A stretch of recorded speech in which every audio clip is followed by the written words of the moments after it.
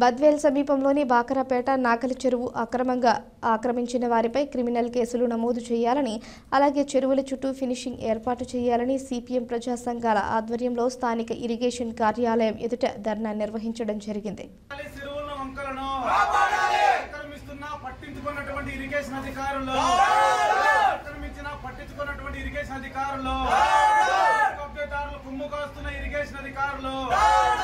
ఎవరైతే ఆక్రమించారో వాళ్ళ కబ్జాదారులపైన చర్యలు తీసుకోవాలని చెప్పేసి, అవసరమైతే వాళ్ళ మీద క్రిమినల్ కేసులు పెట్టాలని చెప్పేసి కూడా గతంలో చెప్పడం జరిగింది.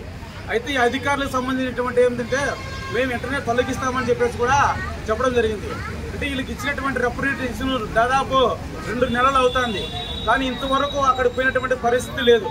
మేము ఈరోజు ఇరిగేషన్ అధికారులు ఒకటే చెప్తున్నాం, మీరు నిజాయితీగా పనిచేసి ఏమన్నా ముడుపుల మొత్తంలో మీరేమన్నా ఉండరో దానికి, లేకపోతే వాళ్ళ కొమ్ము కాస్తానని చెప్పేసి కూడా మీరు క్లియర్గా చెప్పాలా. ఎందుకంటే ఈరోజు చెరువులు, వంకలు, వాగులు కబ్జాకు గురైతే వాటిని కాపాడించిన బాధ్యత ఇరిగేషన్ అధికారులది. కానీ చెరువులు ఒక పక్క ఆక్రమించుకోటువంటి నిద్ర మొత్తంలో ఉంటారనమాట. ఇరిగేషన్ అధికారులు చెప్పినా కానీ వాళ్ళకు రిప్రజెంటేషన్ ఇచ్చినలే, మేము పోతాం లేకపోతే లేదని నిర్లక్ష్యంగా ఈరోజు వ్యవహరిస్తారు.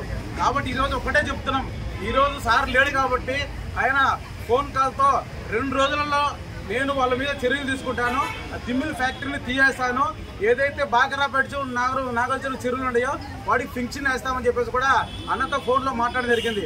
కాబట్టి ఆయన ప్రకారం ఈ 2 రోజుల పాటు వాళ్ళకి చెప్తున్నాం, మీరు వెంటనే వాళ్ళ మీద కేసులు పెట్టాలా, ఆ చెరువులు ఆక్రమించిన వాళ్ళపైన క్రిమినల్ కేసులు నమోదు చేయాలా, తిమ్మిల్ ఫ్యాక్టరీ తీసేయాలా, చెరువులకు సంబంధించినటువంటి ఏదైతే వాటి బౌండరింగ్ వేసి ఫినిషింగ్ వేయాలని చెప్పేసి కూడా వీళ్ళకి తెలియజేస్తున్నాం. లేని పక్షంలో 2 రోజుల తర్వాత ఈ ఆఫీస్కు బీగాలేసి వాళ్ళ మీద చర్యలు తీసుకునేంత వరకు కూడా ఇక్కడి నుంచి పోయే ప్రసక్తి లేదు. ఈరోజు ఒకటే చెప్తున్నాం, కేసులకు మేము భయపడం. ఎందుకంటే కమ్యూనిస్ట్ పార్టీ ఎర్ర జెండా ఉండేది, కేసులకు ప్రతి ఒక్కరి మీద ఇక్కడ కేసులు ఉన్నాయి. కాబట్టి కేసులు పెట్టుకున్నా మేము భయపడము.